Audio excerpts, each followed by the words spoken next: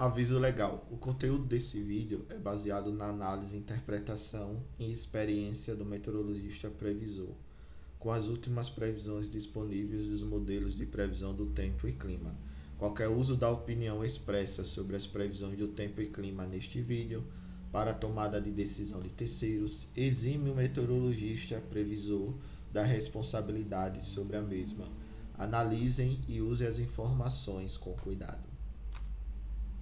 Olá pessoal, vamos dar uma olhada hoje nas previsões do dia 11, na atualização de hoje, dia 11 de agosto de 2020. Então, o que a gente vê claramente aqui, nos campos de precipitação acumulada do modelo IMET e também aí do campo de umidade relativa do ar e linhas de correntes, é que a alta pressão, que a gente vinha falando sempre aí, que atuou pelo menos aí durante os últimos 15 a 20 dias, ela deve se deslocar um pouco aqui para a costa da região nordeste, e isso ajuda, a liberar um pouco a entrada dessa frente fria aqui, que ela avança a partir de hoje, entre hoje e amanhã, dia 11 e 12. Ela deve avançar sobre a região sul do país, e com isso ela deve chegar até aqui sul de Minas Gerais, norte de São Paulo, interagindo também aqui na região do Mato Grosso do Sul. O que a gente vê claramente com relação aos modelos do ONS é que existe uma divergência, A gente vê que a frente ela avança e causa uma precipitação bem distribuída sobre as bacias do sul e algumas bacias da região sudeste do país, chegando aqui até atuar um pouco na bacia do Grande, que fica entre o norte de São Paulo e sul de Minas Gerais.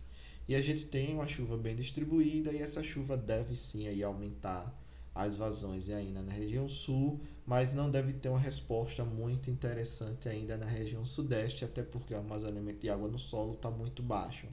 Então, uma parte aí dessas águas, que caem dessas chuvas, devem ser absorvidas pelo solo e elevar um pouco aí as vazões na região sudeste, ok? No submercado sudeste centro-oeste. Então a gente vê claramente que a partir do dia 27, essa frente ela vai avançar, ela vai trazer alguns sistemas de baixa pressão, mas a partir do dia 26 e dia 27 a gente nota que tem o retorno do sistema de alta pressão aparentemente aqui atuando sobre a região sul, como a gente observa nessa figura aqui da direita. Então a gente vê claramente esse sistema retornando, e tudo indica que a partir do dia 21, dia 22, esse sistema atuando aqui sobre a maior parte do país deve inibir a entrada de novas frentes na região sul do país e deve aí pegar bem a última semana operativa do mês de agosto e a primeira semana operativa do mês de setembro. Então a gente deve ter essa chuva acontecendo aí. Começa entre hoje e amanhã na região sul, persistindo aí o avanço dessa frente em direção à região sudeste do país, indo até aproximadamente dia 20, dia 19. Então a gente vê claramente essa definição, desse avanço e essa interação dessa chuva aí na região, que nesse primeiro momento realmente eu acredito que não deve ter tanto impacto nas vazões, até quando você olha o modelo DECEM, as saídas diárias do modelo DECEM, você vê claramente que você não tem uma resposta tão grande nas vazões da região sudeste, por exemplo. Aumenta ali na região do Paranapanema, que é aqui no sul de São Paulo, e um pouco aqui na região incremental Itaipu, mas nada de elevar tão significativamente essas vazões. E a gente vê claramente aí no acumulado, do padrão do GFS, ele está concordando um pouco aí com as chuvas que a gente observa do modelo do IMET, o Cosmo.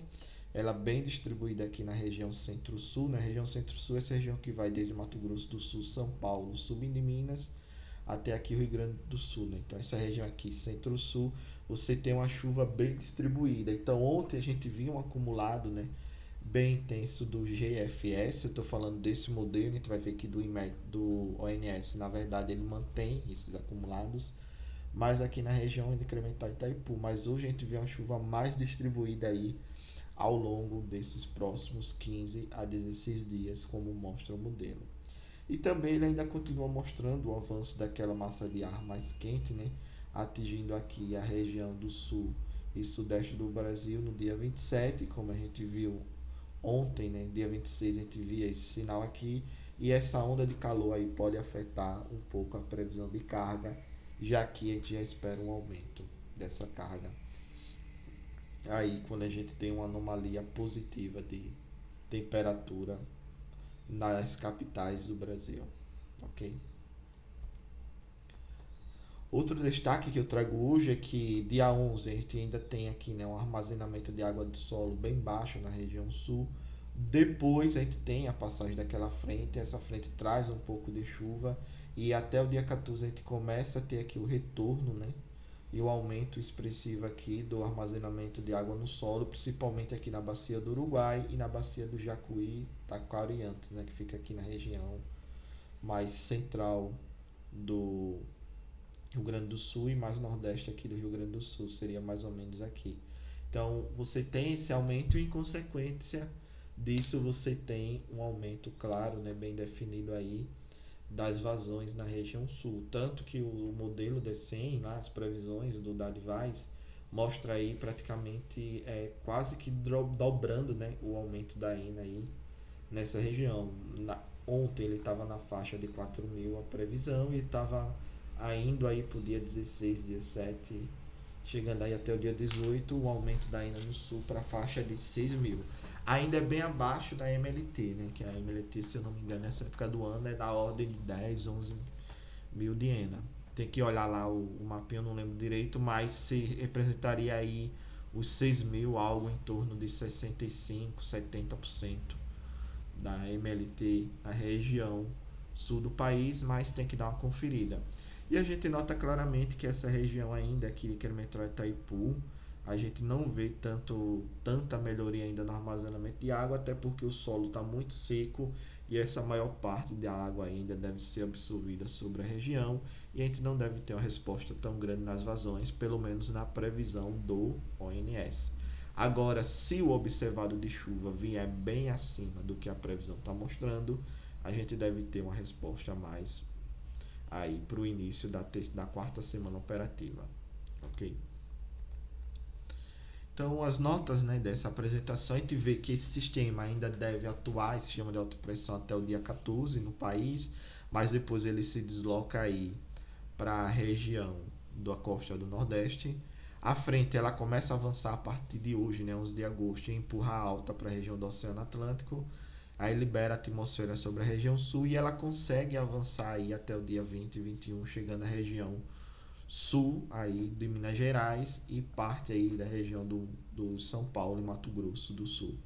A passagem de frente aparentemente deve ser rápida, com chuvas bem distribuídas. Então isso é interessante porque a gente vai ver que os modelos do ONS eles mostram uma determinada concentração em algumas localidades. Mas essa chuva realmente pode ser bem rápida e bem distribuída e não afetar tanto as vazões como a gente espera, né? Principalmente na região sul, ficar de olho para ver o que vai acontecer. E aparentemente, após o dia 21 aí de agosto, a gente deve ter o retorno da alta pressão sobre o país. E se essa alta persistir aí mais de 3 dias, a gente já pode considerar como bloqueio atmosférico, que pode durar aí uns 15 dias. Então afeta a última semana operativa do mês de agosto e a primeira semana operativa do mês de setembro.